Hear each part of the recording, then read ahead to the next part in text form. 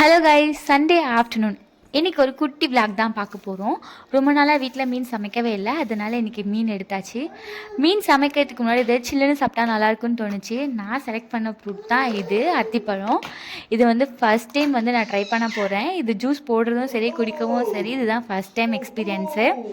இந்த ஜூஸ் எப்படி இருக்குதுன்னு சொல்லிட்டு பின்னாடி சொல்கிறேன்.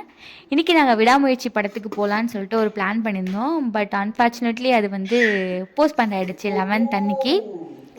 இதுதான் என் லட்டு குட்டியோட ஃபஸ்ட்டு தேட்டர் எக்ஸ்பீரியன்ஸ். இது எப்படி இருக்குன்னு சொல்லிட்டு கண்டிப்பாக நான் வந்து வீடியோ போடுவேன் 11th அன்னைக்கு. அப்புறம் இந்த ஜூஸ் ரொம்பவே சூப்பராக இருந்துச்சு.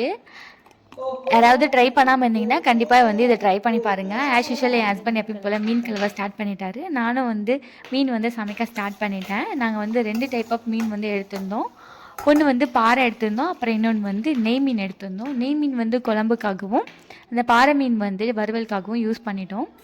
எப்படி இந்த பிரியாணி சாப்பிட்டதுக்கப்புறம் நம்ம வந்து பிரெட் அல்வா சாப்பிட்றோமோ, அதே மாதிரி இந்த மீன் குழம்பு சாப்பிட்டதுக்கப்புறம் ஐஸ்கிரீம் சாப்பிட்ணும். ஸோ ஐஸ்கிரீம்லாம் வாங்கிட்டு வந்தாச்சாச்சு. மீன் குழம்பு எல்லாமே பக்காவாக ரெடி ஆகிடுச்சு.